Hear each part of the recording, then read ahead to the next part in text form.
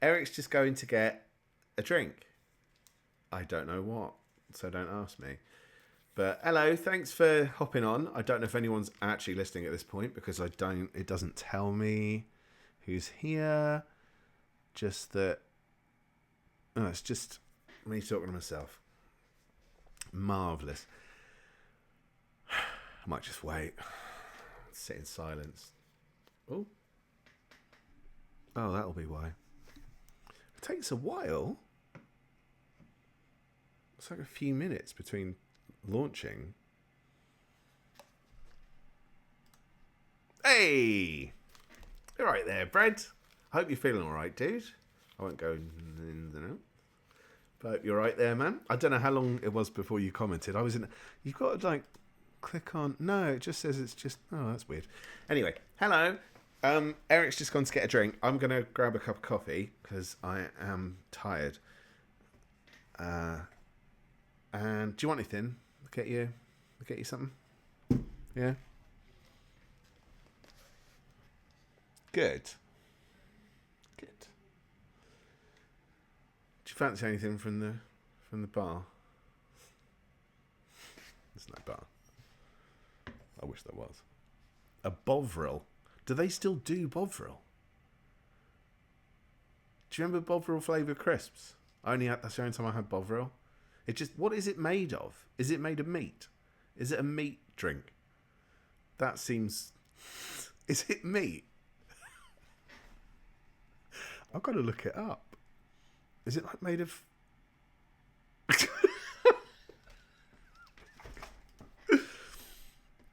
I don't know either. Who knew this is how we'd start the episode? What's Bovril made from? Okay, Bovril is yeast, beef broth. What? What's broth? It's basically shit-coloured water that tastes like salt. Oh. What are you talking? Do you get Bovril in Canada? Soup. I don't even know what that is. No, I don't. Who are we talking with? Who's hanging out with us? That's Omega Bread. Omega Bread, stirring up trouble. How did I know? If there's trouble on hand, he's behind it. How you doing, Omega? I'd love a Bovril. Yes, broth most is wanted of beef bones and water.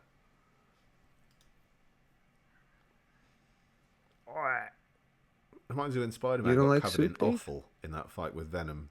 Amazing Spider-Man 316. Check it out.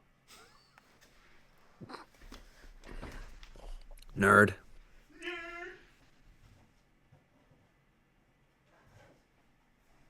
I'm good, man. I'm good. I'm seeing your message come through now.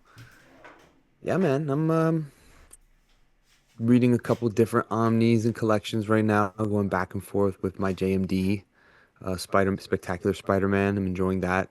I was gonna rush through it, but I'm gonna kind of take my time and enjoy it and read a couple things in between. I was doing some Wonder Woman reading. Wink, wink, Wonder Woman. We might be doing Wonder Woman episode in the near future. Yeah, it's kind of fun sometimes when I was just saying, Dave, some of the stuff I've been reading and that I've been going through some Wonder Woman stories that For no reason. I've never read before. No, well, I shared it with Omega Bread. I gave him a wink, wink. But it's fun to sometimes go down a rabbit hole with certain characters because you realize like there's quite a bit of things worth reading that sometimes you would dismiss because like you've never had any reason to read the characters. Yeah. Whatever they're publishing, their mythology. But there's some that you go down and you're like, man, there's some quality periods of time and you realize how much I haven't read. Like that's just it. Man, I want to dive, man. That's what I was saying to you. Like, I think there's some I've got in mind, and then there's some I want to find some stuff I've never read. But that could mean reading stories that aren't good. So I know we've got a bit of time. But that's why I was thinking maybe I we think should. We don't normally tell each other what our picks are, do we? Normally not, but lately we've been giving each other a heads up just so that we don't disrupt the flow of the show, or especially when we get to stuff like Handsome, this the where, Marvel man. well, we'll get in.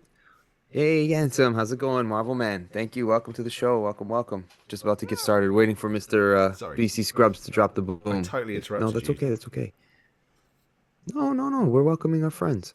Um, I was saying, we were talking about runs and different, going down the rabbit hole. I forget, but it's okay. What were we Oh, talking about? something about even just about things that we end up talking about. Oh yes, each other's picks. Oh That's yeah, what it yeah. was. We were talking about going over each other's picks. Hmm. Because lately we get to certain things where maybe it's the second time we've come around to that subject, and it could be easy to start crossing over because, I mean, we'll get into it as the episode officially records, but a lot of things that we've put out there have been made. Yeah, they have. And it's kind of like, Marvel has become trickier to pick collected editions. yeah, I've still put compendiums as well. yeah, Marvel don't really do compendiums, but I'd be quite happy if they did. And there's some that's, stuff that they have done as mhm, an omnibus that I probably would mhm. get as a compendium, but not as an omnibus. Let's talk about it. Okay. Waiting for BC. It's going to Waiting get for some Coke BC. as well because there's We not could enough drop the boom. caffeine. Yes.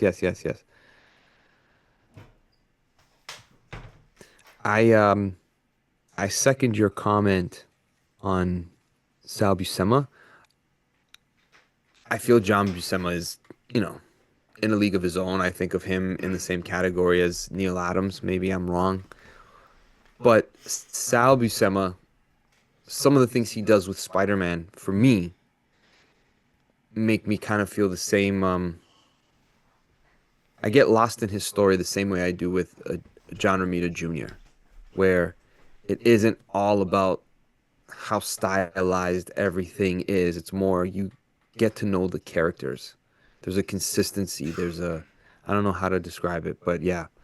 And Sal Buscema on Mighty Thor, when he took over for Walt Simonson, I thought was a pretty clean transition. I didn't mind it. Yeah, that's the one time I didn't Not like bad. Sal Buscema. The one time. Yeah. I don't. I'm not a Okay. fan. But I'm it did work on Thor. I agree. not as big a fan of his in the '70s stuff. I feel he's a little bit too, I don't know, stiff or Yeah, like and a lot of his customized. villains Like it's wear just, purple robes. That's it. Like, oh, it's bloke with the purple robe. Which one are you? Which one? Which one are you? Are you Nostradamus? What's he called? Like, there's so many of them. You're like, come on, design a costume. yeah, like it in the '70s. I felt he was serviceable, whereas in the '80s he became a little bit more unique in like his style. Yeah, Whereas yeah, like I don't know if there was like a certain house style that just you kept to that wasn't disruptive. It didn't upset the apple cart, if you will. But later on, he had like that looks like Sal Buscema what about when after a certain point. I don't know. Sienkiewicz was inking him? Did you mind that? I preferred him not to Yeah, because I felt Sienkiewicz inks too much to show his yeah, art. yeah. No, I agree. I love his stuff, but I prefer it when he's just Me doing his too. own thing, but not inking. Yeah, I think you're right. He It does. comes It through does too become more much. him than anyone. Whoever's underneath. Yeah, there's certain. Yeah, BC. There he is. BC's here. Boom. We could drop the boom. Ready to get this started? Oh yeah, one more thing. Okay. It feels like there's something I've forgotten, but I can't remember it. So You're gonna hit me. You're gonna hit me with a gag. I feel like you're gonna hit me with a gag. gagging order. Here we go. All right. All right. Here we I go. can't, Let's hang on begin one the. sec. One sec. I forgot my headphones.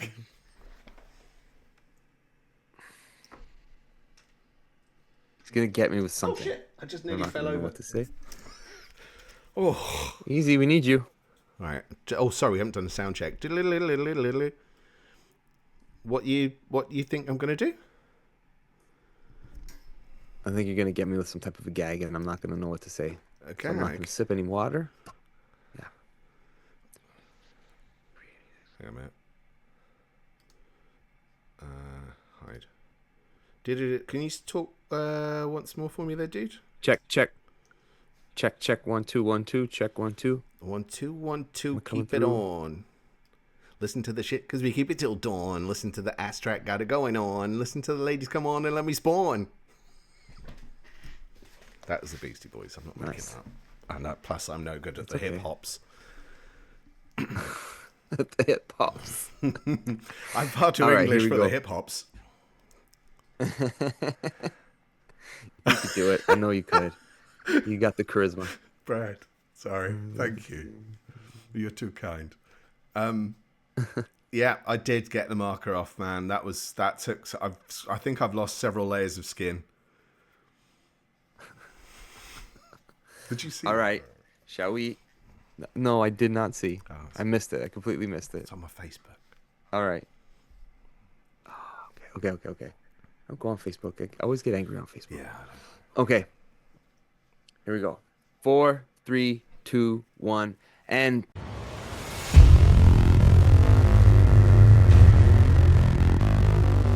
Boom.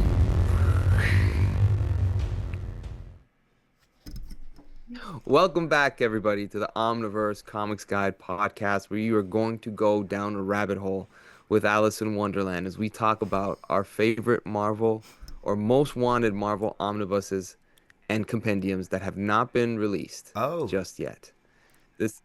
I am your host, Eric Anthony. That is my pal who's supposed to be Dave. Dave, I thought this was our who are top you 10 today? Easter comics. Easter eggs, top 10 Easter eggs. Oh, we could do that. Yes. Yeah, scrap what we were going to That do. would Let's be a do good that. one. Okay, let's change just the little header. All right. Let me Redo just a whole open list. up InDesign. Let me go through the Rolodex. I knew there was going to be something. That's why I didn't take a sip of water or anything. We're doing top 10 most wanted Marvel omnibuses and or compendiums if they ever do them. Yeah. And I think everybody loves these episodes. Everybody makes them. Everybody watches them. Everyone wants to know what we haven't gotten yet, right? Yeah. It just gets our Juices flowing. our imaginations going. So, absolutely. For everybody who's hanging out with us on the Twitch, thank you, of course, for joining us. We love hanging out together for these episodes. Everybody watching on YouTube, please hit that rate and subscribe button, that notification. We appreciate it. Give us a review, comment, tell us what we're doing right, what we could do better. And if you're listening on any podcast platform, again, give us a thumbs up and a subscribe. But, as always, please go to the omniversecomics.guide website where you can find all of our podcasts, creator interviews, collector item specials, our manga specials. We've got reading orders that Dave meticulously puts together. The best on the net, second to none. Stop it. Omniversecomics.guide. Hey, it's true. It's not hard when it's true. I study hard when you start Dave. bigging me up. I was waiting for the innuendo. I was like, let me just wait. Give him a moment. So we were talking a little bit before we officially started the show. Yeah. For those of us who were with us live on Twitch, we're saying that a lot of our previous years where we've done this episode, a lot of those books that we were most wanted are being released, have been released. Yeah. I don't know if we just got good taste or they're just listening to us. I mean, we there's did that. it, guys. We did it. But yeah, I mean, there's still a lot we haven't seen. But like the Spectacular Spider-Man, James DeMatteis and Sal Buscema is a really good example. That's just come out. That was a real hard push from yourself there, dude. Immortal Hulk, Captain America by Grunwald, Daredevil by Nocenti, Doctor Strange by Stern, kind of Master of the Mystic Arts is going that way. We're seeing it all come together, which is great. Yeah, but it there's is a lot making of it them. hard to choose So new cool. stuff that they haven't covered yet. Yeah. And yeah, we don't want to sound repetitive because there are those couple where that would still be cool. And I still think that might be a long shot, but we'll save it. At this point, nothing seems to be a long shot. No. We've got 2 Web of Spider-Man omnibuses already. What are the odds? Right? Yeah. I mean, there's people who want everything. There's a market for everybody. There literally is. So was this list hard, or did you have backups from years before where you're like, these still I've got are a viable fair options. size list that I could just kind of pull some from. So yeah, I'm Bastards. prepared. I'm prepared for like probably another 3 years. Okay, nice. Yeah, depending on what we go through today, there are a couple that I wanted to mention last time that I had never mentioned Oh before, right, so I might go for them. I'll do it. Yeah, I might go for them this time. Yeah, let's do it. All right, I think it's your turn to start first. Oh If okay. not, have you start first anyways. Oh, aren't you a little sweetheart? All right then. My first choice for tonight, seeing as you're so kind, sir, is Incredible Hulk by Bill Mantlo, which I'm really struggling to believe hasn't happened yet when you consider all these old school runs that they've been releasing. So Bill's run was, I don't want to say Mantlo all the time. It feels weird coming out of my teeth. But yeah, his run was pretty lengthy. So it went from Incredible Hulk 245 to 313, which, I mean, that's a hell of a run, man.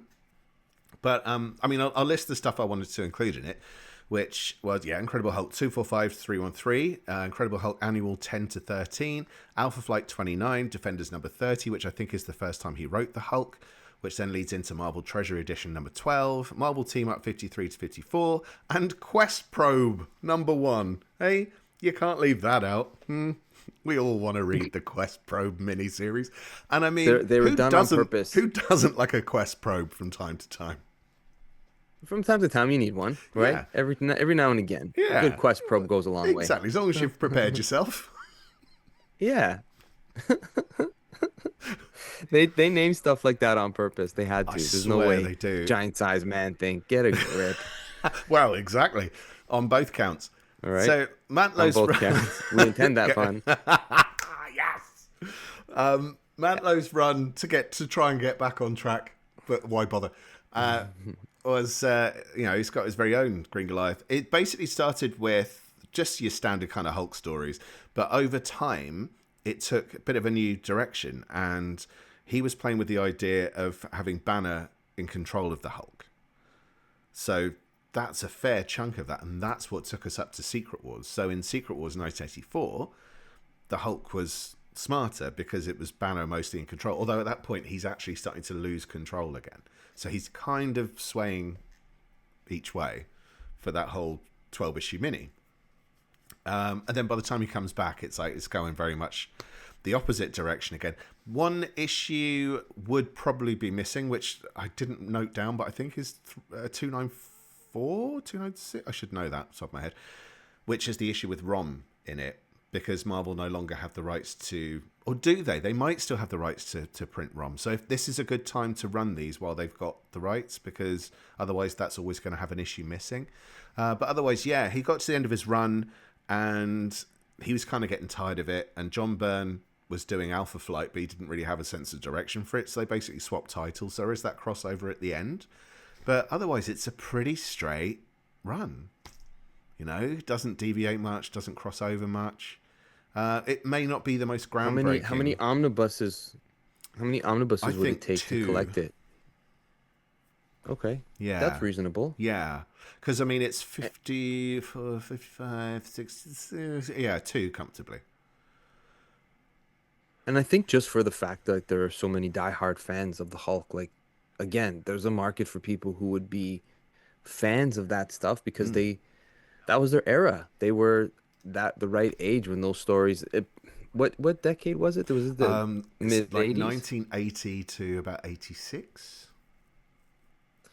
So at this time, was the television show with Lou Ferrigno still a thing, or had it become made-for-TV movie? It was still a thing, I think, type? because it used to be on when I was showing my age now. It used to be on when I was little, and I was fucking terrified of the Hulk TV show. I used to run upstairs and hide in my room, but then none of the lights were on. And I used to think the Hulk was going to come out. I found the Hulk as that muscly man with the wig way scarier than an actual Hulk. Because like, why is he wearing flip flops? That's weird. It's true. Flip flops. Nice pick. There was Never a been point, mentioned before. Marvel Man made a Yes. point in the chat actually. He said, I think Al Milgrom wrote some before Peter David. So after the after the Mantlo run ends, there is a gap between that and the Peter David run, which is basically from 328, and then it's a gap in 330 upwards. But I think that it's collected in the Peter David Omnis from 328, if I remember rightly. So they could do a Grey Hulk omnibus that sits in the middle, but they've kind of done that as an epic collection already. But still, I mean, like, just let us have it all on the shelf, all nice, and release a thin Omni. All That's nice. fine. All nice. You know, it's all nice, isn't it? Nicely, warms your nicely cockles. mapped. Right? So you start. I'm so sorry. Okay. Nice pick. Thank I you. like these episodes. All right, I'm gonna go into my bag of fun Oh. for What most was it called? Your wanted tickle omnibuses. trunk. My tickle trunk, my bag of fun. All right, now that we have the JMD Sal Buscema Spectacular Spider-Man omnibus that became a real thing, I'm like, man, that's great. We've got 2 Web of Spider-Man omnibuses. One I think is released, one's coming out. I think it's only appropriate that we get a Jerry Conway, Sal Buscema, Oh. Spectacular Spider-Man omnibus. And I had mentioned earlier in, I think, Spider-Man in the 80s, we did? Yes, we did Spider-Man in the Yeah, 80s we earlier did. We this did. year. You're right. And I had picked one of the stories, which was the Tombstone Yes. story that they had put out a collection for, and there's no part 2 to complete that set of stories. So it would be great if they just made a Jerry Conway, Sal Buscema. I think it would be pretty much the same size as the one that they just put out. I think the runs are fairly similar in length, and they button up to each other. And it's a really strong era of Spider-Man story.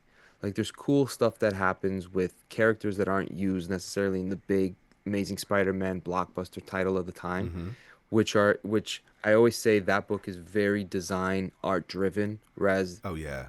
the spectacular stories are more story driven. Yeah, they kind of got a lot of the And lower it's tier character focus as well, yeah. yeah, but it's a really cool time for the character because it digs in a little bit deeper into like his relationship side. Um, yeah, I think Amazing was so bombastic that this was a little bit more. It, It was slower paced, but not. I don't know how to describe it. It was almost like a Netflix television show versus a 2 hour movie. well, yeah, Does that make sense? it's kind of your I mean, in some ways, it's got the kind of comfort comic side of it, which it's like good old reliable old school Spider-Man. While Amazing was like, now Yes. make Todd draw this character. Now make him draw Mysterio. Now Yes. make him do the Scorpion. Like it basically was just that. It was Yes. kind of villain of the week, or villain of the story arc. But yeah, Conway was on both Web and Spectacular, and collecting both Yes. of those together alongside is actually a really good call. Yeah, it would only make sense, right? Because he was, I feel like his second time on writing Spider-Man, maybe because he wasn't on Amazing, but it's kind of like overlooked a little bit. But Yeah, there's a lot of quality storytelling that's done there that I feel because maybe you didn't have that big, huge death to Gwen Stacy moment or what have you, it's not quite put on the same pedestal, but it's quality stuff. And Sal Buscema, having him consistently on that book, maybe it could get boring for some people where they're just seeing the same artist we got month after month. But in this regard, there's a nice consistency. A breakup in the annuals where you get your guest artists and whatnot, but in and the main story, it's a good time on the book. yeah. Well, it'd be a breakup with Webb as well, because if that's included, you get Alex Saviuk. Is it? It's pronounced. I don't know. Yeah, I think so. I'm the Yeah. name butcher. I'm Boar, the name butcher.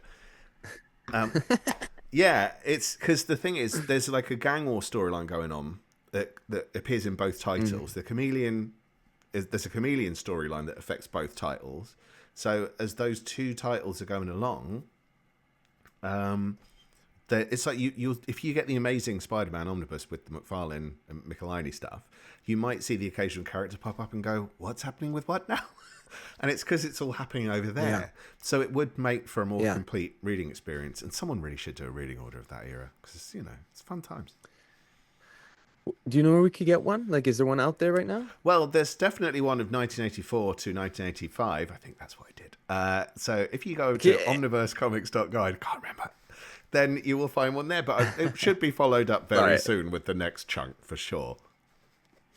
Didn't mean to put you on the spot like that. I need to I do just it. figured I you had do it need set to do up. it. I really want to. It I was an love doing the alley-oop. Spidey ones. Yeah. Yeah, I can't no, they're a catch. ton of fun. Yeah, I I was so disappointed that there wasn't like a nice place to continue my reading experience with the Tombstone trade. Like you could Hmm. get it online for sure, but to No, collect it and have it because I like it and you it's not don't get around. the So let's smell. put it out. Yeah, exactly. You understand. Hmm. Dave, speaking of smell, give us your number two. Good segue. This one has got the smell of engine oil. There we go. Because it's Machine Man Omnibus, please. So yes, it's Machine Man. I genuinely, it's not a joke. I do want a Machine Man omnibus. I freaking love Machine Man. So it's, I mean, the first series he had was 19 issues, initially by Jack Kirby. Well, it was Jack Kirby's one in 2001: A Space Odyssey, 8 to 10, in which he was called Mr. Machine, and then that jumps into, and it's got his origin, and that jumps into Machine Man, first series 1 to 19. So I think it's about the first 10 issues of Jack Kirby, and then the other 9 issues are Steve Ditko. And I can't remember if Ditko was writing as well off the top of my head. Damn it, should have checked that. But those two classic creators on just a bull bags bananas, what the hell is going on series. Like the guy produces wheels out of his butt and jumps over crowds of army dudes shooting at him and like, what is going on? What is this about?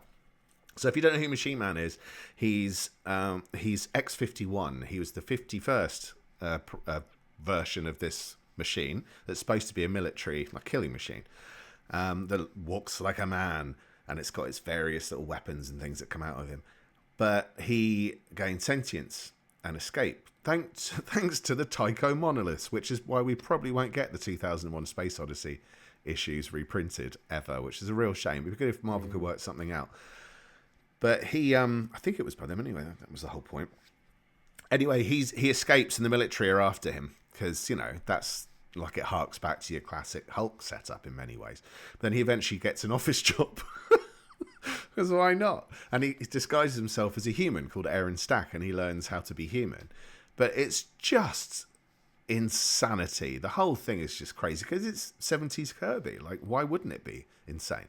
And so, I mean, it's a fairly lengthy list, but I'm going to go for it. So bear with me. 2001: A Space Odyssey 8 to 10, Avengers 287 to 290, which is during the Stern run. Incredible Hulk 235 to 237, Iron Man 168. You got the first Machine Man series 1 to 19. How can they not include Volume 2 of Machine Man from 1984, which was the series set in the future? Love that. Marvel Team Up 99, Marvel Team Up Annual 3, Marvel 2 193, Marvel Comics Presents 10, and a way in the future but set in the past storyline from X-Men First Class 13 to 14. I never know if X-Men First Class, I can't decide, and there seems to be a lot of dispute as to whether or not it's set in 616 continuity. The problem with it is that would be in the 60s era stuff, whereas Machine Man debuted in like the later 70s, so actually the continuity probably doesn't add up. But chuck them in anyway, why not? I did work out a thing for a volume 2, but I'm not going to read that. Otherwise, I'm just sat here listing comics. But that would be the later stuff with X-51, which wasn't as good as I think it could have been. Because it wasn't technically Machine Man. In that series, he gets taken over by Sentinel programming. You go, like, yeah, but it's not really Machine Man, And then, is it? they've never put this out yet, huh? Well, they did it as a trade 'Cause I've seen them. paperback a while ago, a Yeah, few that years ago, but it like didn't have something all those pretty issues sizable, in. right? It was a bit of a Okay. chunker, but I mean, Yeah. if you added a few more issues in, I think you could get an omnibus out of it. And plus, it's omnibus format. If they could wangle some kind of deal with whatever film company it is to get those 3 issues of 2001 in there, that would be amazing. Because otherwise, they'll never see the light of day. And it's a shame to lose that Jack Kirby stuff. But Yeah. all of his 70s stuff is bonkers, isn't it? It's just Yeah. lunacy. Very. But I love it. I love Kirby's 70s stuff I got because his it makes Captain no America, sense. and yeah, I feel like if you're gonna read his Captain America, and he was so like super straight edge apparently, I Doesn't feel like read it would that way, only does help it? if it exactly like you probably need something to really Oh, that's where his head's at. Or be slightly Because it's unhinged. like you said, yeah, it's wild stuff, and anything goes. Anything. It's like stream of consciousness type of comics. Yeah, it's And like those now I want to do parties I used that. to go to in the 90s. Ah, Dave. All right, moving along for my number two. Have you thought of any series? I'm gonna maybe down in your list, you've got some things that could be compendiums because Marvel doesn't really make compendiums. No, but they Do you have a should. couple of yeah, do you have a couple picks that are like specifically like I'd like this to be a compendium? Do you have any like that on your list? Mostly stuff that they haven't. No, that they have released already Okay. in omnibus format. But I Okay. wouldn't pay for the omnibus. But so like New Warriors, I loved the first run, but I wouldn't want 3 volumes of it. Yes. You know, in omnibus format. Yeah, yeah. But I'd Yeah. do Yeah, it yeah. in I compendium think format. I think that's a I think that's a part two side B we could do. Just ones that we want that Flip exist. that That disc. exist that's like, hey, yeah, yeah, yeah, yeah. Flip it. Skill Turn on the the record over. All turntables, right. Mo Flipper. My number two, Yes. I don't know if I've mentioned this before. I might have, so pardon me if I have in years You're past. But pardoned. it is a Captain America omnibus from, of course, one of my favorites, J.M. DeMatteis and Mike Huh? Zeck. Who? Huh. Who? What? And Who? again, this is a pretty pivotal time for the character. Like it's a quality era of storytelling. And Mike Zeck, I mean, you got an extended period of time looking at his artwork. It's always a treat, right? And him and JMD during this time was a lot of fun. Like it was a how can I put it? Unique. Like it stood out on its own, where you can put it up against other people's runs and it has its own sort of feel to it. But again, the team of JMD, Mike Zeck, the team that brought us Craven's Last Hunt, I think it's like 30 issues or if not more of them working together, and it works up to a big moment in Captain America's storyline, which I think he had a lot more planned, but editorial was saying we're not going to go with that direction that you wanted after the I don't want to spoil it, but the trades give it away if you look at what the last trade of this storyline is. Whisper to me what it Culminates in was. him and Red Skull. Oh. Something about the Red Skull. Right? Oh. Are we thinking up to 300? Right. And yes. Okay. So I don't know which are the issues that this would collect, but I think it could fit in one omnibus. Well, do me a Maybe two. favor. If you say to me, if you say, "Oh, I think you could collect," and I'll just edit it in later. I think this should Okay. definitely collect, blah, blah, blah, and move your mouth, and then I'll edit it in. Okay. I really think they should collect the JMD run with Mike Zeck from issues. Oh, you should include that. Oh yeah. Oh, good point. That's it. Oh, that's a good one. Yeah. I thought you'd appreciate that. Oh yeah. Oh man, I hadn't even thought of that one myself. Totally. Yeah. But yes, Captain America from JMD and Mike Zeck. It's never we have it in Epic Collections, Yeah. which is great. So if it's But it but should be an I think it's omnibus. deserving. Yeah, why not? Let's go. Let's Plus, you get the let's get it going. Ameridroid. The Ameridroid. Yeah. What issue is that? Well, that's See? the weird thing with it, because some of it feels kind of modern, and you know, like, I love the Scarecrow storyline, especially because it's really kind of creepy and twisted. Yeah, yes. And yes. then you got Doctor Octopus Very. fight, which is unexpected. And then you got this very 70s style Ameridroid thing where he fights this giant robot Captain America. Like, why? But it's brilliant. I love those stories, man. Again, just makes no real Yeah, sense. and I think this is also the time where him and Bernie Rosenthal, like his Yes. fiance, that's his romantic interest at the time. So there's some really cool things happening also in Yes. Captain America's personal life. Good That point. is very, very interesting and cool. I talked with him at length about this particular run. I think in the Cave of Solitude episode. We should put a link or post it with this one. But yeah, it was a very fun run. It is. And another, just a final bit from it in terms of major villains being introduced, well, reintroduced, because originally one bad guy first appeared during the 70s. He was called the Phoenix. and he gets Okay. rejigged in this run and takes on his father's title and becomes the second Baron Zemo. Well, not the second. I think there is a row of others. But yeah, Baron Zemo's in it as Baron Zemo for the first time. Helmet me.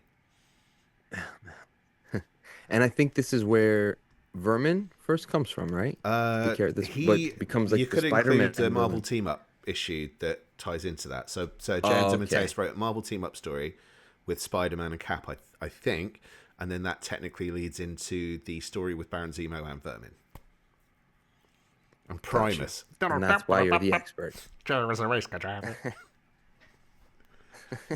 Shake, baby.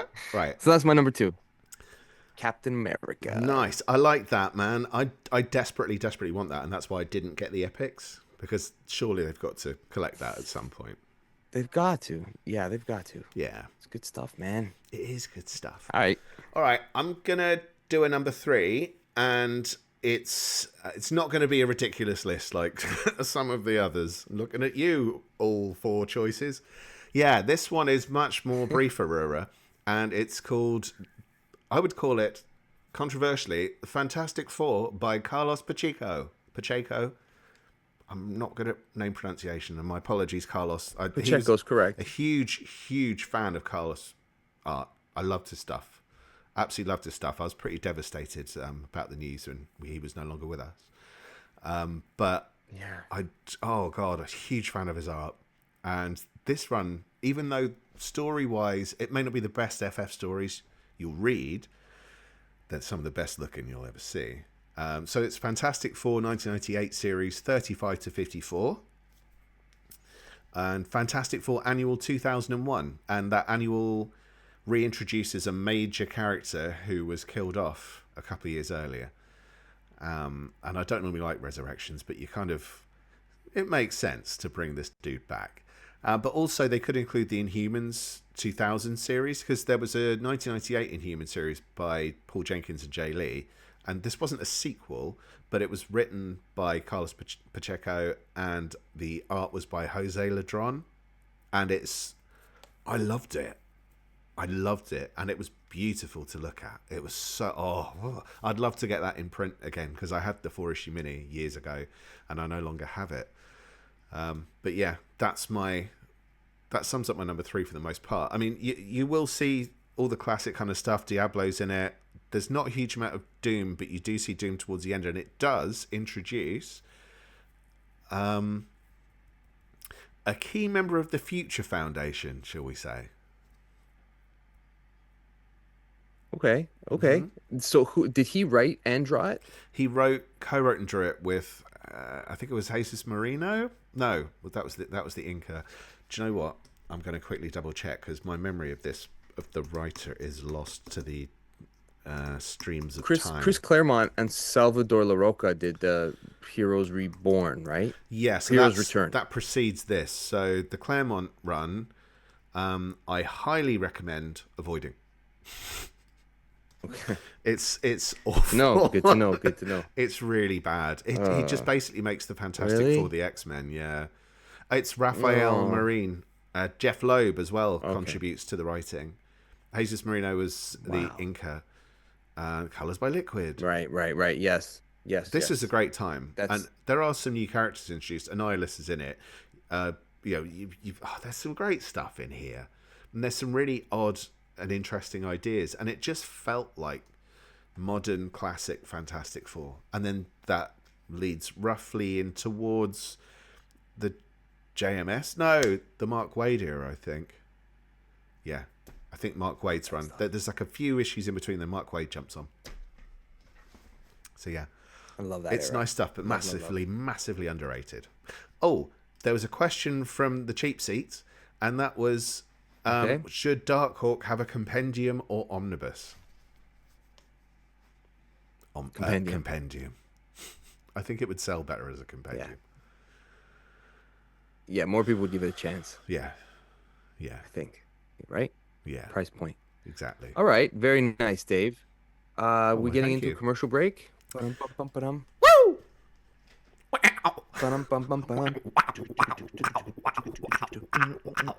All right, mama. Let's take a look at our 5 most popular event reading orders. Last time we did characters, this time we're doing events. At number 5, now this is for the last month. At number 5, we've got Planet Hulk from 2006 to 2007. Love Planet Hulk. It's a good one, right? It's a beaut. Number 4, the Infinity Gauntlet from 1991-92. We also have a what to read before the Infinity Gauntlet to read as well. If you jump onto that page, it will link you through. Number 3, a more recent post that I did add, which is Brand New Day, the Spider-Man saga post One More Day from 2007 to 2008. Number 2, our one DC event on there, which is the War World Saga by Philip Kennedy Johnson. So that's that whole thing in order, including how it all chops into different sections. And at number 1, Secret Wars, because everyone's looking at the reading order thinking it's the other Secret Wars. I think that might not be true. I love the 1980 Secret Wars, but I am going to do the other Secret Wars. I'm just putting it off because I hated it. Do you think so? What? Do you really? I think most people associate Secret Wars with the old one. I would think so. If you read comics, but I mean, like, they're announcing these films. Obviously, they're going to do Avengers Secret Wars. Is it called that? I can't remember. Avengers Battle, whatever it's called. Who cares? Not going to watch it anyway. But I think if people want, people who don't know the comics might go, I'm going to look up Secret Wars and I'm going to read it. But there's 2 Secret Wars. I think. Well, there's 4 technically. 5. Yeah. Secret Wars 2. Secret Wars 3, there is a story which is on the website as well. Secret War, and then there's the 2015 Secret Wars. See, this is Secret the problem. Wars. 1984. 1984, that's the only one. Only one that matters. That's the one. That's it. Yes, right. All right. Oh, quick one before Are we back into... Yes, talk to me. There's a couple of questions. Claremont's FF was is that interminable? I never know if you pronounce it interminable, so I only read that word. It was all the worst tropes was Excalibur run repurposed for the FF. That's absolutely 100% bang on. That's what he did. He had the War World, the War Wolves, the TechNet, and some... Oh, it's just bad. Oh, yeah, Roma, yeah. Otherworld bollocks. I can't stand the Otherworld stuff. I don't know why. I don't think anyone's ever wrote that sentence in the history of mankind before. I'm disgusted and proud of once. It's like becoming a dad all over again. Yeah. Reading Claremont's FF is like becoming a dad all over again. I know that's not what you meant. Can't be that bad then. Yeah. Actually, no, it's not. Okay. It's like finding out you've got a disease. It's curable, but it's not going to be fun. Burns when you pee. Burns, and you're just going to have to work your way through it. Ooh, that's not pleasant. No. I otherwise like all of the other Heroes Return stuff for the most part. That's the one that I haven't dipped my toe into. The first 3-4 issues of Fantastic Four, yeah. It was Alan Davis. And they should have kept him on the book. And I think he wanted to do something else. So then they went, no, we're going to get Chris Claremont on. I'm like, well, great. And then he just murdered it. I think. Oh, well. I don't 100% know the background. I did at one point, but I can't remember. If anyone does know, drop it in the chat. I probably won't include it in this because otherwise it's going to make for a very confusing episode. Drop it in the chat. Drop it in the chat. All right, it's your number 3, my friend. Number 3. All right. I'm going to go with a Fantastic Four as well. Ooh. And I think it's an overlooked, underrated, hidden gem, if you will, of the Fantastic Four. Maybe I'm completely wrong. It's the James Robinson, Leonard Kirk, the last era of the Fantastic Four before Secret Wars. Yeah. Canceled the book, essentially. Yeah. This was a pretty fun book. It was. It was a good-looking book, consistent. And I remember reading it because the trades had been like kind of thrown in bargain bins as though it was a throwaway series, and it had gotten well received critically, so I gave it a chance, and I really enjoyed it. The art was very consistent. I think Leonard Kirk was a right fit for the Fantastic Four, and I think it deserves to be revisited, reformatted. It'd be a good compendium option, and it'd be a good omnibus option. 19 issues. I'm not sure if there's anything else included as far as like a crossover tie-in, anything like that would put it into the 20-page or the 20-issue. Can't remember. But I mean, we've got we've got the Superior Foes of Spider-Man as an omnibus. I think we can definitely put together this entire run collected. Please, epic collection, whatever you got to do. But an omnibus would be nice, oversized. It Thank you very much. would be great. There is one annual that ties in that came out in 2014. But I don't know if it was actually written by Perfect. him. Yeah, it was written by him. They just collected it in a completely different book.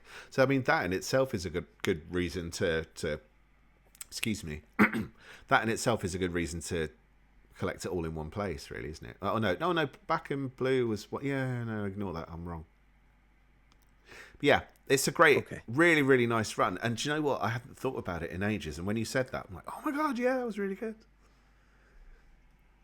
Yeah, and I think it's not mentioned enough. I mean, they put out the Matt Fraction run, which was an interesting idea, interesting take. The cast of as far as who was the creative team on the book was great. Mark Bagley and Mike Allred. Can't go wrong. Like it seems like a perfectly cast book. Mm. And it was okay. But this series, I feel, gets overlooked, and it shouldn't. It was okay. I read it. Yeah, I I didn't like I it. gave it a fair shot, and I like it. All those Was creators are it was great, fine. but it was making me eye roll. Like my eyes nearly rolled out. It was constant. I don't know why even. I can't even remember it. But that one, the Robinson run is that yeah, really, really, really good choice. Yeah, and I can't say what was the Robinson run about, but it felt like I don't know. There was something about it where as I'm reading it, I'm thinking like this is really good stuff that hasn't been given enough attention. And Yeah, I'm not sure why. I wasn't me sure either. why, and I feel it should, especially now with the Fantastic Four being as, popular as they've ever been with the movie and whatnot. Let's let's get some stuff out there, and Let's do it. this You're deserves right. some attention. Do Yeah, it. it's my number three. I should have been my number four. Man, Why? Ah, silly why? me. Duh. uh, Come on, Eric. All right. all right. Dave, take it away. You're number four. We both didn't choose Fantastic Fours for our number four. It would have been so poetic. Total missed Silly, silly, opportunity. silly. Ah, All right. Oh well. professional podcasters. Right, my number four is Incredible Forkules. Nah, thought I might get away with it, but no. It's Incredible Hercules. There was a complete collection, but it ran out before it was complete because technically there were a few more issues and another little crossover and stuff, and they could have completed it, but they didn't. So Hercules is Thor's best mate. He's the character of myth, but I've never really warmed to him that much. I think I liked him in some things. I liked him in Avengers at some points when he was kind of being a bit obnoxious and annoying. And then he just kind of became like, I'm an average strong bloke in the 90s. But I mean, I kind of like the 90s Avengers, even though most people don't. But yeah, he's not someone I kind of look forward to. But Incredible Hercules was really good fun. And part of the reason for it was because they paired him up with Amadeus Cho, who was a Hulk related character. They introduced an Amazing Fantasy, it's kind of volume 3, number 15. So that's the 2004 series. And he's a huge Hulk fan, and he was one of the smartest people on Earth, and he's just a kid. And then they ended up pairing them up during World War Hulk, and it just worked. Like why does that work? It shouldn't work. Part of it is just because it's funny. Like it's a funny book. I don't think Greg Pak's a particularly funny writer, but when he was working on those two characters, something just gelled. So I've listed, strap in, it's going to be a list. It's Incredible Hercules 113 to 141. That little Amazing Fantasy number 15 story with Amadeus Cho in it. Assault on New Olympus, number 1. Chaos War 1 to 5. I've only included Chaos War, Chaos King of the tie-ins for Chaos War, because let's face it, you could probably do a Chaos War omnibus, but we'll deal with that another time. You can put Chaos War Saga in as well if you want, why not? Giant Size Hulk, there's an Amadeus Cho story in there as well, which links in. Heroic Age Prince of Power 1 to 4. Hulk versus Hercules When Titans Collide 1. Incredible Hulk 100. And 106 to 112. And I've just realised, oh, for shame, I think there is another little mini story in the Heroic Age 1 to 4 series. Shame on you. Your mapping is, we'd be lost Trying to get if we mapping. depended on your mapping. We'd be lost. So Nice. it spins You out gotta. of World War Hulk goes through Secret Invasion and ends with Chaos War. So there's some big events in there, but you don't need to read all those events. You can basically just read this, and it will tell you everything you need to know. Apart from they do join the Mighty Avengers, and I did consider throwing them in to this as well, but I just think that would be too big. Got a couple fans with your pick in the chat. Oh Omega Bread said, "I love the Incredible Herc. The sound effects alone were worth the admission price." yeah, Me Trunk said, "Incredible Hercules was great. Still have all the trades." Nice. almost too short. So who's the creative team on it again? Greg Pak and who It's else? Greg Pak. There are a number of different artists, and off the top of my head, I can't name any of them. Okay, So but Greg Pak shame on is me. Greg Pak's your main yeah. writer, yeah.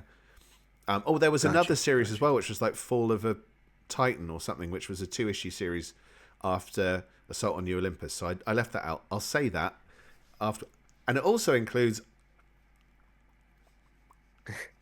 which I nearly forgot, but obviously just my incredible memory, straight in there, I'm telling you, that memory is amazing. isn't it? Second to none.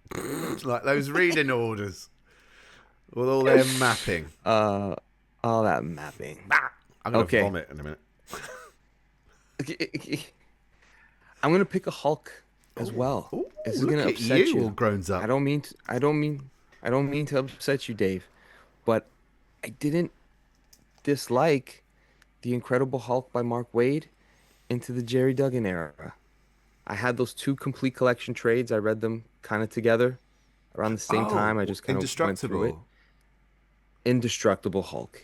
Yes, the Indestructible Hulk. And then I don't know what the next series was that Mark Waid started off writing, and then it blended into Jerry Duggan continuing it on with Mark Bagley on art. And Oh yeah, it was just the called Hulk. first, yes, still have it. Yeah, I have it right here on my shelf. The Indestructible Hulk. Who was the main? I know Walt Simonson comes on board to do a storyline here. They have complete collections for it. So if you're a fan of the Hulk and you want to read this era during, I think, the Marvel Now time, Okay. it's collected in two completes, but put them together. Let's get an omnibus that gets us that whole time of what the Hulk was doing then. What Mark issues Waid. would you Hey, include man. in there? What issues would I include? It would include the Indestructible Hulk 1 to 20, annual number 1, as well as the Incredible Hulk, sorry, Hulk 2014 series, Yeah. issues 1 to 16, annual 1, and Original Sins issues 3.1 to 3.4. Oh, the Iron Man thing. I don't remember. But I remember enjoying it when I read them. How do you feel about this era? I don't think you're a fan, are you? I I think we liked talked that about they it before. tried to wrap up a lot of dangling stuff, and I like it when things stop dangling before me. It was this is what they seemed to be doing, was the wrap up of so many threads before Secret Wars, when it looked like they were gonna, or they said they were gonna restart the Marvel universe, and that's why I was like, yeah, good, we get to see how it all ends. And it addressed so many issues, so many things, and even the outstanding thing of like, there are so many Hulks at this point, and they find a way to resolve that. And I thought, that's great, this is great, we get to see how it ends. But and then they Yeah. carried on anyway after Secret Wars, because it was a ruse. Yeah. Yeah. I feel you. I was just, going through my shelf of things that I have kept and things that I plan hopefully to reread at some point in time. Like, you know what? I'm kind of fond of this. I know it's a little bit of a dark horse pick, maybe a hidden gem or a guilty pleasure, but why not? Let's get everything. Well, yeah, well, that's the whole And point, it's right? Mark Waid. Well, there is a Yeah. question from BC Scrubs in the chat, and it was, is it Ron Garney art on Hulk? I think that's the much earlier run in the late 90s, Yeah. but I think it starts can with check Mark for you. Silvestri. Oh no, there was another 7-issue thing with Mark Silvestri and Jason Aaron as well that could be included because it's fairly Yes. short. Yes, you're right. Yeah, it's just before that. So Lanil Francis Yu is on the art. Ah, Um, yeah. Walt Simonson, Matteo Scalera. really? Matteo Scalera is a great. Yeah, yeah. And Don't Mahmoud remember. Aswar is also on. Yeah, there's quite a 1 to 5. Lanil Francis Yu, 9 to 10. Matteo Scalera. 11 to 15, Mateo Scalera. Yeah, no, there's some good stuff in this. I That's like it. decent, man. I'd buy And I that. like I'd buy not that great. for $1. There you go. All right. Another one bites the dust. They're gonna make it. They're gonna make it. We're gonna make it. They're not gonna make it. What was that from? Indiana Oh, Jones. I thought it was Spider-Man. Last Crusade. He's gonna make it. He's not gonna make it. No, I Oh, don't know. I maybe I'm wrong. I don't know. I'm thinking Indiana Jones Last Crusade when they go between the boats. No, that's wrong. She said, dude, don't go between them. I said go. That's I'm you're right. I'm wrong. Am I? I don't I even think know. so. Yeah. I don't know. Yeah, that was harsh, by the way. Yeah, Ron was stuck with John Byrne, and that Byrne Mm-hmm. run is the worst Hulk I've ever read. Even worse than Immortal Hulk. Sorry, but I know it's popular, but I hated Immortal Hulk. It was terrible. I enjoyed it while I was reading it, but I didn't complete it. And then I got tired of everybody talking about like it seemed like the only comic book worth reading. I'm like, Yeah, it's annoying. that's partly what put me That off. kind of stuff. Stop Yeah. wanking. But I did enjoy it. Fair. Okay, you're number 5. All right, my last one for tonight is annoying. So, they've recently announced the release of X-Men Messiah Trilogy Omnibus. No. Stop it. Stop it. That's part of a great run. Why wouldn't you just include the run and sell a series of books? Like, it doesn't make any sense. So, I'm proposing the X-Men Messiah Complex run, which is largely the Ed Brubaker stuff, but wanted to. So we know we're not going to get all the X books in these things. They've stopped doing that now, so there's no point in asking for it because it ain't happening. So what I've suggested is Uncanny X-Men 475 to 499, New X-Men 44 to 46, X Factor 25 to 27, X-Men 188 to 207, Annual X-Men Annual 1, Deadly Genesis 1 to 6, Endangered Species 1 shot and all the backup stories, and X-Men Messiah Complex 1. So it's all the stuff that happens after Decimation, because the X-Men titles were odd after House of M. It wasn't good reading. They just had the wrong creative teams on both the main titles, and it wasn't working. They were a chore. But then they got Ed Brubaker to do the Deadly Genesis miniseries, and then he took over Uncanny X-Men. And it started off with the Rise and Fall of the Shi'ar Empire, or Fall and Rise. I can't remember if they flipped it. Yeah. And Rise that's Fall, such... I loved that storyline. And then he stayed on the book, and I thought he'd leave after that. But he didn't. And there's a little bit of a meandering few issues in there, but then it really picks up pace again, and then it builds into the Messiah Complex crossover, which is like, it was the most excited I was about the X-Men in years. And it started off this fantastic run. So it was going to be X-Men by Ed Brubaker, and then there's a point where it's sort of partly Brubaker and partly Fraction. So like, well, okay, how do we do we do Brubaker and Fraction? But then it's not, there isn't the room to build. So if we just stop doing it by creators and just do it by kind of chunks of time, you can start with X-Men Messiah Complex, story.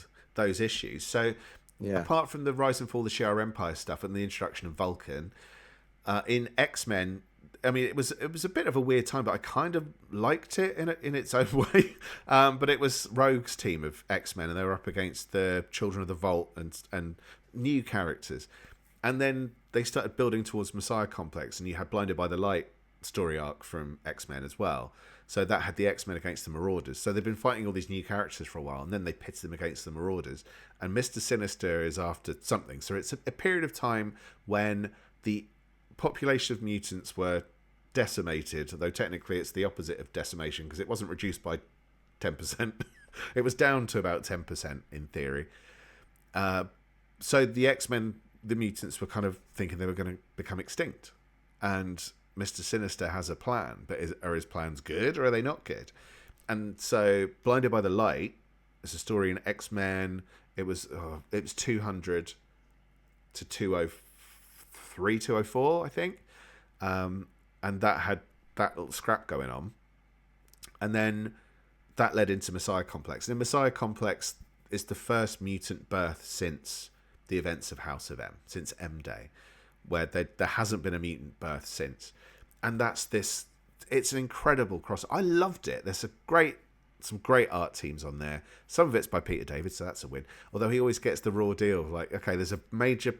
This is an X Factor chapter, so we've got the X Factor characters doing something. And then the other two chapters, they're not really doing it. It's still just the X-Men. But still, it's a really worthwhile event. And then they could follow this up with X-Men Divided We... what was it? It was Divided We... Oh, bollocks. I think it was Divided We Stand or something like that. But it was they could collect all of that into one book and then do the next chunk and the next chunk. And that would be really cool because this was such a good run for the X-Men. And that leads into Utopia. You know, so that they progress really quickly, and you see this rapid evolution of the X-Men as they start to relocate. It's a great time for comics. Brilliant time for comics, and even then, like everything was just firing. Well, the best thing about it as well was the X-Men had kind of held their own corner of the Marvel Universe for so long. By this point, they dip back in occasionally, and but this comes to a head by the time the Utopia storyline comes along, and Norman Osborn's got his own Avengers by that time. And so the X-Men are kind of played out as terrorists again. Or what are they doing? What's happening on this island for mutants? And that then leads to another... It's just that they use the ongoing continuity of the rest of the Marvel Universe to really back up and prop up the X-Men and bring them back in to the Marvel Universe as a whole. And that's what made reading pretty much everything from this era worthy of your time. Because it just paid off. Like, because that's happening. Right. So, I am doing very soon, I promise, Raph, I'm doing the 2004 Marvel Universe reading order, and I'm going to go through to 2010 and show how it all fits together and what you can skip and so on and so forth. But this is part of that era. He's going to do it. Going to do it, I promise you. Yeah. It just takes he's going to do it, he's going to do it. A bit of time because the way I do reading orders these days is a little bit more complicated. So I'm trying to make sure I don't overcomplicate it. I could get some feedback on this as a side point that probably won't be in the episode. I'm thinking of doing one that's everything for each year and then a really simplified version of just the core stuff. So there's a second option, but I don't know if that's then just confusing for people. Plus, it's double the work for me. Have a think. Let us know in the Discord. It wouldn't be. It'd be like a reduced version. I'd just edit it down. But let us know in the Discord what you think. But yeah, I want to just stick to what I normally do and include everything, but per year. Just do everything. I thought you might say that. All right. Yeah, I'll do work everything. for Dave. That's what I love doing. Nice. So it's cool. Nice number 5. Yeah, thank you. I'll finish on an X-Men. The fans appreciate it. Yes, very nice. All right. Right. I am going to go with my number 5 as this one's a repeat offender from a couple years ago for sure. It's Hercules' best friend. Tom DeFalco, Ron Frenz, Mighty Thor. Let's get some Omnis out for this. Again, a run that is pretty significant in the characters' publishing. There's a lot of cool things that happened during this time, a lot of cool moments. It is the follow-up run to the Walt Simonson era. And they're on the book for, I think, about 7 years. It collects what I'm thinking it would collect. I didn't put in the annuals, but it'd be issues number 383 to about 460. So I think that's like 77 issues here, give or take, of Mighty Thor that isn't collected. And they got it in the Epic Collections. It's all been put together. But I think as well, the Thor Core Wars would also be included in this. But again, long run on the character. Thunderstrike. Yes, exactly. Some Thunderstrike stuff, depending on how they break up these Omnis. But there's a good chunk of fan favorite stories here that are worthwhile, and some really cool moments in the character's history. We've got a bunch of other Thor Omnis that are out there. This one deserves its place on your shelf if you're a Thor fan. Hot take. It was 1987 to 1993. That's a hell of a run. Yeah, and it was not a bad book. Like, I put this, it kind of reminds me in the way of Superman during that era, where there's a strong title that's consistent, and there's that comfort comic, and they're doing things, and they're introducing characters into that main character's world, kind of giving them a grounding with Kevin Masterson, Eric Masterson, and all that kind of stuff. Yeah. Like, giving Thor people that he can care about on a different level, and then still making some of these adventures like involve the Celestials and get very, Yeah. very cosmic, and Jack Kirby, which was out of their comfort zone because they were working on Spider-Man, and from what they've shared with us is that they were going to go on to do Daredevil, and That's instead right. they found themselves working on Thor, and it just kind of snowballed from there, and they stayed with the book. So yeah, it's a really fun time, and really cool things spin out of them being on this book, like you said, Thunderstrike. And I'm not sure if anything, yeah, because Kevin Masterson is the Thunderstrike in the, is it the A Next universe that kind of spins out from all of Yeah, this, right? I think so. I think Dave, are it's you the there? sun. You look Yeah. frozen. Oh no, I'm not frozen. Oh no, Hello. we froze. I'm. All right. We're just gonna give Eric a second. One sec. Sorry. We froze. I'm back. You're back. I don't. Did it freeze on the stream? Can you see me? Can you hear me? Yes, I can hear you. It froze on my computer. I don't know where we left off. But Oh shit. I think you were asking about A next, which they could include potentially. yes. Yes, I was gonna say, did A Next spin out from the, like, because Kevin Masterson is Thunderstrike in A Next, right? I Only I froze. believe he is. Okay. Yeah, I believe he is. I am just going Okay. to double check because I honestly can't remember. I think I only read 2 issues of that. Kevin Masterson, yeah, which is a different timeline, Yeah. but it's It is, it's the same but creative. Well, yeah, it's the same creative team, Friends and DeFalco. yeah. So go ahead. Yeah. The other thing I was going to say was, if you do want to find out some of that background stuff that Eric was just talking about, then you can hop yourself over to his interview with Ron Friends himself, who goes into some of this Yes. detail and talks through some of the original plans for, like, their original plans for Daredevil, what they were going to do on Spider-Man, and so on and so forth. So yeah, well worth you jumping over and taking a look.